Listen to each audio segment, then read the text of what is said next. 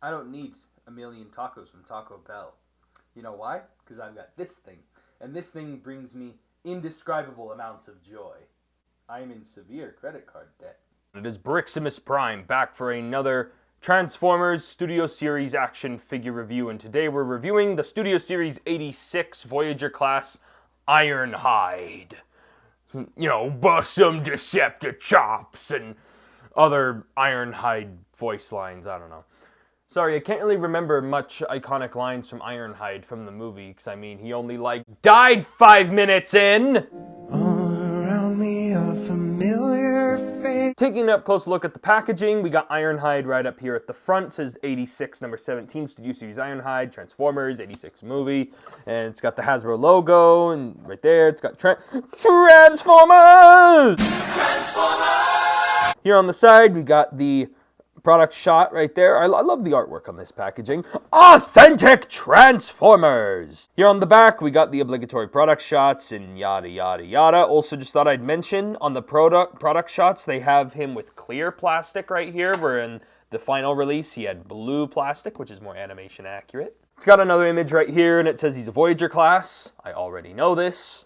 And yeah, that's mostly it for the packaging. And now taking a look at... Oh, wait, hold on. I almost forgot.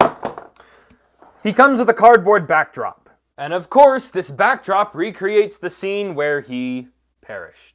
And the only other accessories besides the backdrop that this Ironhide comes with, he comes with this little pair of pistols here. This is the pistols he pulled out when him and Ratchet were having their final stand against the Decepticons.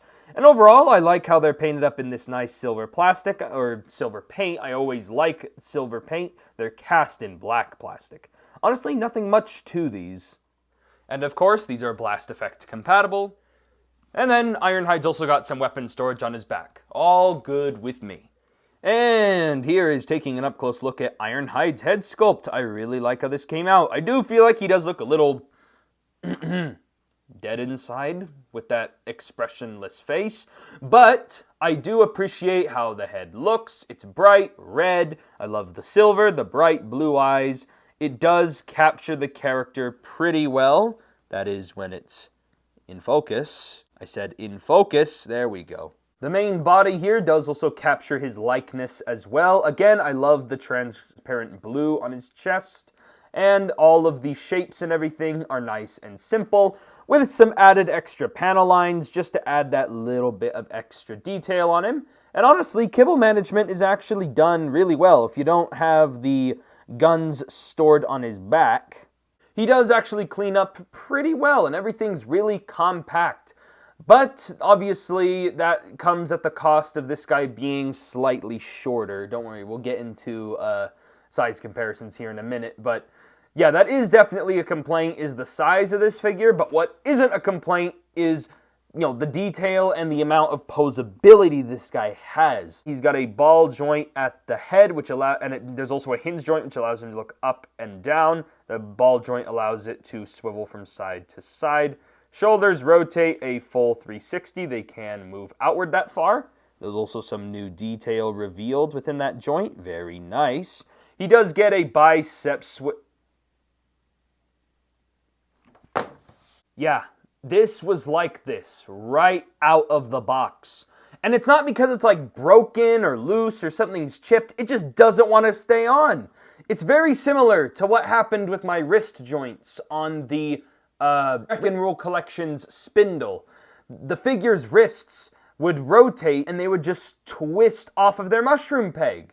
Why the fudge does this happen? And look, the bicep swivel on the other arm works just fine, so why is this one causing me so much trouble and pain? Anywho, he's also got a bend at the elbow, which bends just at the 90-degree mark. He does get a very buttery smooth waist swivel, and he does have one solid front skirt. Oh my gosh, another thing that bugs me. I really, really hate having one front skirt on this thing, on any Transformers. I prefer when hip skirts are styled more like this. Then you're actually able to have everything look all consistent. Or another hip skirt design that doesn't bug me is when you lift it up like this and then move the leg out. See? That looks so much better. It's not that hard, Hasbro. You've done it before. Anyway, after you have that stupid hip skirt out of the way. It allows for his leg to kick forward that far. It can move back that far. It can move outward pretty far. He does get a mid-thigh swivel. Bend at the knee, which bends at 90 degrees. His ankles are on multiple hinge joints. You can have them hinge forward like that. You can have them hinge back and down. And then, of course, some very nice ankle pivot. Really happy this is a new standard for Transformers. Sadly, I hate to say that quality control is also a Transformers standard. Or sorry, excuse me, Hasbro standard. It's not just limited to Transformers. It's everywhere. Here's Ironhide compared next to his best bud, Optimus Prime. And yeah, I think these guys scale pretty well together. Only except considering that Optimus was a leader class and Ironhide's a Voyager.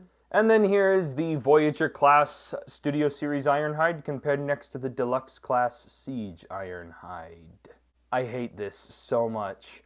Why is Hasbro downsizing figures? I understand that there is a budget and a cost and all that kind of stuff, but why did you not sell Ironhide in a deluxe class price point?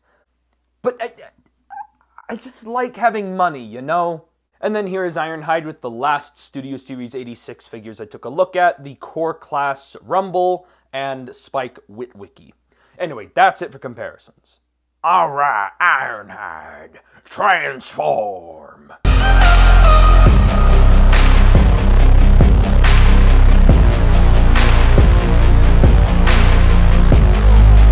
And yeah, here's taking a look at Ironhide's vehicle mode. And yeah, I do like the way how it looks. It is surprisingly really, really good. And I can't believe it took us like 3 tries just to get to a perfect vehicle mode and transformation.